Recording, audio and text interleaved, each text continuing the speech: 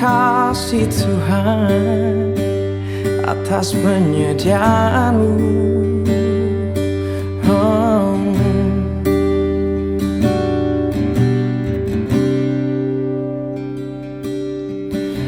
Di saat aku telah tak berdaya, di saat aku telah terjatuh,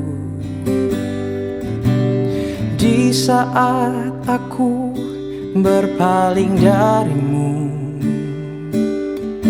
Kau ulurkan tangan-Mu dan sambut aku. Di saat aku tak lagi melihat, di saat ku menolak semua rencana-Mu, disitulah Engkau menemukanku dan membuatku berpaling padamu. Ku berterima kasih atas setiap kasih-Mu, berterima kasih atas setiap jalan-Mu, sebab ku percaya Kau yang menyediakan, Kau yang mencurahkan segala yang terbaik. Kan ku berikan seumur hidupku untuk menyatakan semua kebaikan-Mu. Semua ku lakukan sebagai bentuk cintaku padamu, Yesus kekasihku.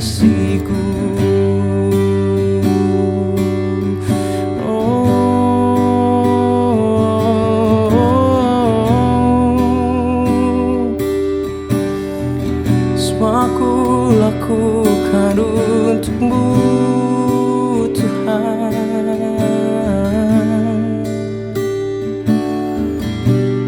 Di saat aku tak lagi melihat, di saat ku menolak semua rencana-Mu, disitulah Engkau menemukanku dan membuatku berpaling padamu.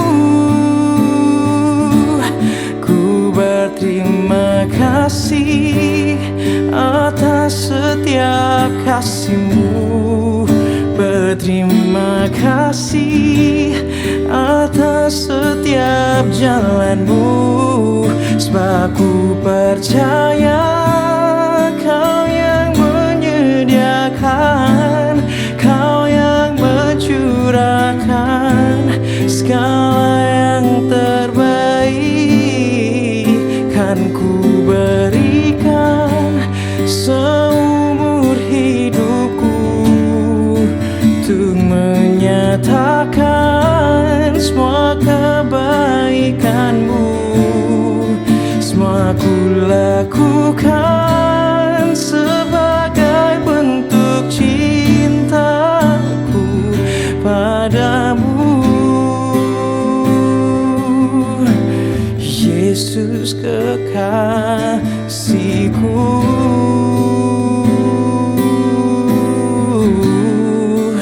Semua ku lakukan untuk-Mu Tuhan, karena Kau harta abadi, karena Kau kepuasan sejati. Ku dapat menaruh masa depanku, ku dapat menaruh hidupku di tangan-Mu Tuhan, karena Kau Tuhan yang baik, Kau Tuhan yang berdaulat.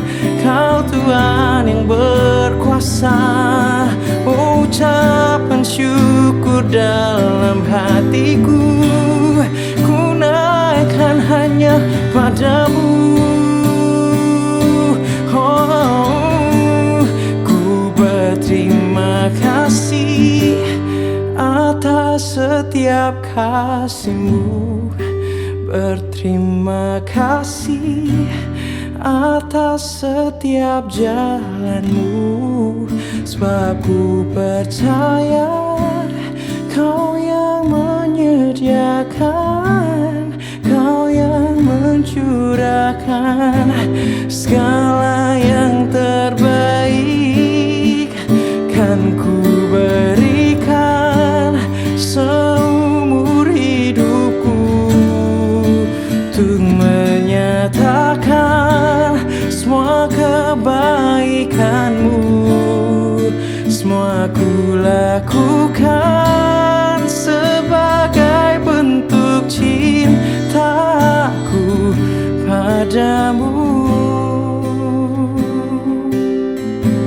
Yesus kekasihku,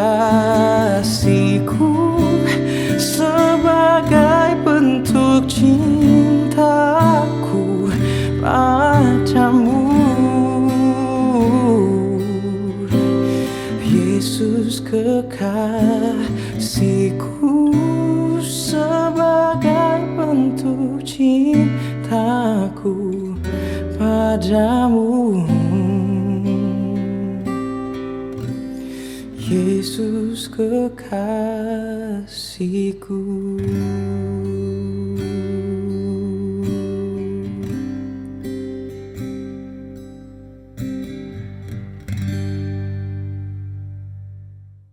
Shalom saudara, selamat pagi. Kita ketemu kembali pagi dalam Morning Devotion. Selamat pagi saudara-saudara, apa kabar? Pembacaan kita pada pagi hari ini terambil dari Injil Matius pasalnya yang ke-12 ayat 15 sampai ayatnya yang ke-21. Demikianlah firman Tuhan. Tetapi Yesus mengetahui maksud mereka lalu menyingkir dari sana. Banyak orang mengikuti Yesus dan ia menyembuhkan mereka semuanya. Ia dengan keras melarang mereka memberitahukan siapa dia, supaya genaplah firman yang disampaikan oleh Nabi Yesaya. Lihatlah, itu hambaku yang kupilih, yang kukasihi, yang kepadanya jiwaku berkenan. Aku akan menaruh rohku ke atasnya, dan ia akan memaklumkan hukum kepada bangsa-bangsa. Ia tidak akan berbantah dan tidak akan berteriak, dan orang tidak akan mendengar suaranya di jalan-jalan. Bulu yang patut terkulai tidak akan diputuskannya, dan sumbu yang pudar nyalanya tidak akan dipadamkannya, sampai ia menjadikan hukum itu menang, dan padanya lah bangsa-bangsa akan berharap. Saudaraku, kita semua tentu masih ingat bagaimana Tuhan Yesus menjadi begitu tenar dan juga populer karena dia menyembuhkan orang sakit, mengusir setan, dan mengajar dengan kuasa. Orang banyak sangat takjub dengan semua ini.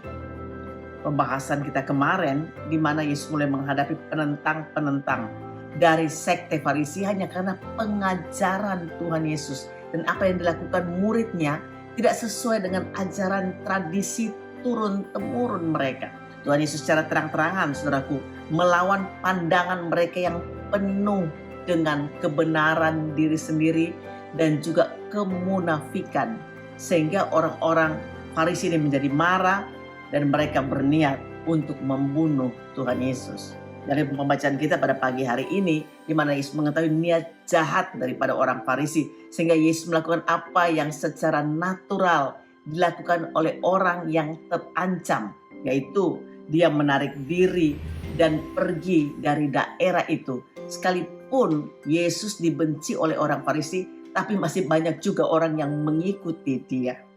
Nah, terlihat sekali di sini saudara-saudara bahwa kita tentu merasa aneh saja. Ada seorang yang nyawanya terancam karena dia mengajar orang banyak, dia menyembuhkan orang, dia mengajar dengan cara yang berbeda dengan tradisi kebanyakan orang Yahudi pada waktu itu, sehingga membuat orang Farisi ingin membunuh dia. Tapi mengapa dia masih tetap terdorong untuk terus menyembuhkan orang sakit ini dan tetap melayani mereka? Apa sih yang mendorong mereka? Rupanya disinilah Matius ingin membawa semua pembacanya untuk mengetahui bahwa Yesus itu adalah seorang hamba Tuhan. Sesuai dengan nubuatan kitab Nabi Yesaya yang berkata di dalam ayatnya yang ke-18, lihatlah, ini hamba-Ku yang kupilih, kepadanya Aku berkenan. Nah, kalau kita perhatikan baik-baik di sini, bahwa ucapan nubuatan dari Yesaya ini oleh Matius diambil dan dikatakan Yesus datang untuk menggenapinya. Bahwa sekalipun dia dalam keadaan terancam, tapi tetap fokus kepada misinya, kepada tugasnya. Sebagai hamba, dia harus menyelesaikan tugas Bapaknya. Karena roh Tuhan ada padanya, dia menyelesaikan semuanya seperti yang Bapa inginkan. Jadi dia memang ini adalah hamba Tuhan yang dinubuatkan oleh Nabi Yesaya. Dan dalam konsep orang Yahudi, Mesias adalah hamba Tuhan yang akan datang dan menyembuhkan orang dan kemudian mengerjakan tanda-tanda mujizat dan melayani orang Israel. Selain Tuhan Yesus adalah hamba Tuhan, seperti yang disampaikan oleh nubuatan Nabi Yesaya, saudaraku, dia juga adalah juru selamat semua bangsa. Jadi intisari dari misi kedatangan Tuhan Yesus dalam dunia ini, selain menyatakan Bapa bagi dunia ini dan mengembalikan pemerintahan Allah di dalam kehidupan manusia, Tuhan Yesus juga datang untuk menyelamatkan manusia, untuk kembali kepada tujuan awal manusia dijadikan oleh Tuhan, yaitu saudara, supaya di dalam keserupaan dengan Allah, manusia memerintah. Amin. Jadi keselamatan adalah kembali kepada tujuan Allah yang kekal pada manusia. Ya, Tuhan Yesus tentunya adalah juru selamat. Dan juga di dalam konsep Ibrani, bahwa juru selamat bangsa Israel selalu adalah Tuhan perjanjian. Nah, coba saudara perhatikan bahwa Yesus bukan cuma sekedar menjadi juru selamat dan harapan bagi orang Israel, tapi dia juga adalah juru selamat dan harapan bangsa-bangsa. Itulah sebabnya saudara dan saya terlibat di dalamnya. Dia datang untuk kita juga, supaya kita kembali menerima keselamatan dan menerima tujuan Allah di dalam kehidupan kita untuk mencapai rencana Tuhan, yaitu kita menjadi serupa dengan Kristus dan memerintah bersama dengan Dia. Nah, sebagai orang yang mengerti nubuatan kitab suci, waktu Matius menuliskannya, ini Matius mau berkata begini, hamba Tuhan itu ada di sini dan dia mau melayani kita. Dia mau menyelamatkan semua orang Israel dan semua bangsa di dunia ini. Saudara, Yesus adalah hamba Tuhan. Dia adalah juru selamat. Dia adalah Tuhan yang memerintah kehidupan kita. Mari kita satu dalam doa. Yang bersyukur kepadamu Tuhan, karena Engkau adalah Tuhan yang hidup. Tuhan yang kami panggil di dalam nama Tuhan Yesus Kristus, bahwa Engkau adalah hamba Tuhan dan Engkau adalah juru selamat dunia. Kami bersyukur karena Engkau menciptakan kami Tuhan segambar dan serupa dengan Engkau, supaya Tuhan Yesus dengan keserupaan kepada Kristus kami memerintah. Kami bersyukur buat hari ini dan kami siap masuk hari ini dengan ucapan syukur kami bahwa Engkau Tuhan berdiam dalam kehidupan kami dan Engkau memerintah atas hidup kami. Dalam nama Tuhan Yesus Kristus. Amin. Tuhan Yesus memberkati saudara sekalian. Sampai jumpa.